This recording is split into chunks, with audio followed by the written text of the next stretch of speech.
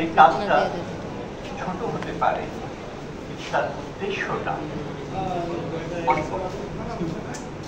আপনারা কাজ করে যাচ্ছেন, কিন্তু আপনাদের পারিশ্রমিক দেওয়া হচ্ছে না গভর্নমেন্টের পক্ষ থেকে।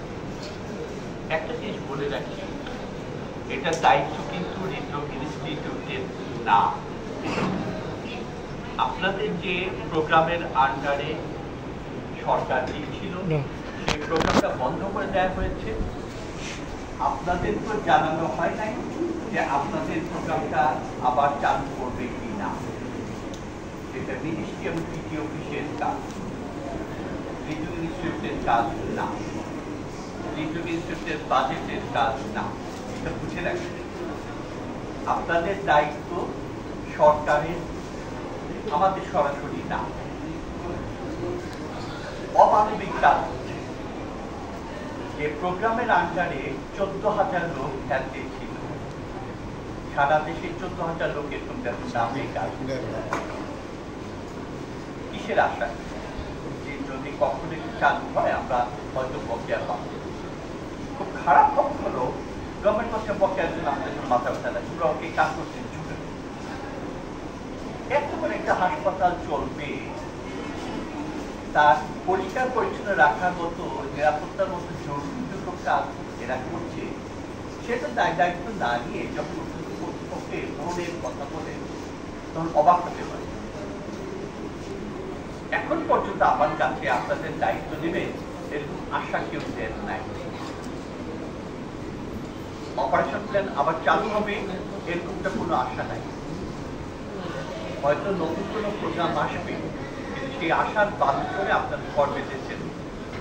আপনাদের নিশ্চয়তা দেওয়ার ক্ষমতা কিন্তু আমার নেই, আমার চেষ্টা থাকতে পারে।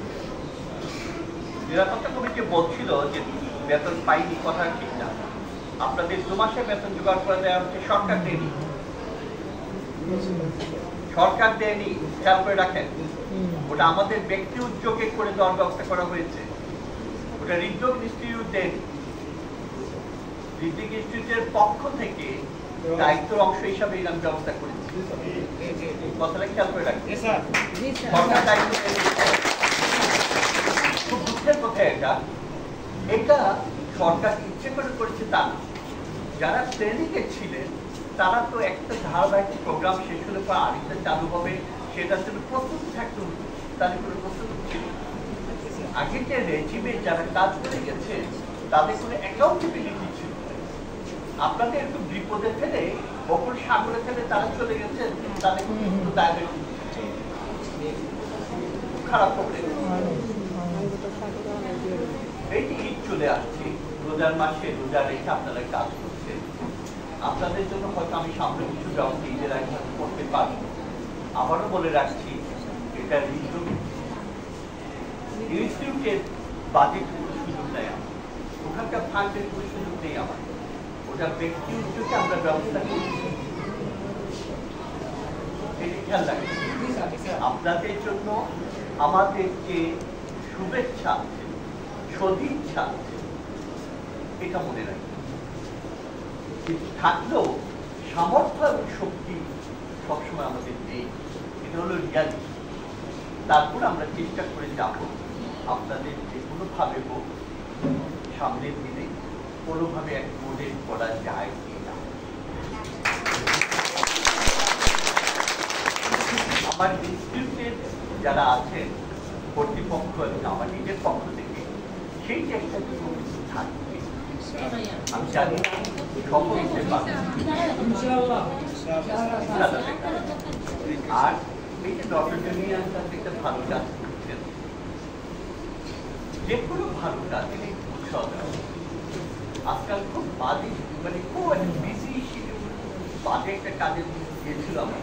তার মধ্যে আমি একটা মিটিং আজকে মিটিং আমি ওদের বলছি যে আমার একটা জরুরি কাজ আমি যেতে, এই জন্য যেতে হবে। এই যে ভালো কাজ এরা করছেন তাকে উৎসাহ দেওয়াটা আমি আমার নৈতিক দায়িত্ব নিয়েছি। আপনাদের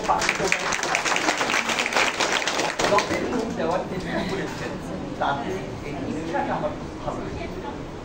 আমি আশা করি ভবিষ্যতেও তারা নানাভাবে চেষ্টা করবেন আপনাদেরকে সহায়তা করার জন্য।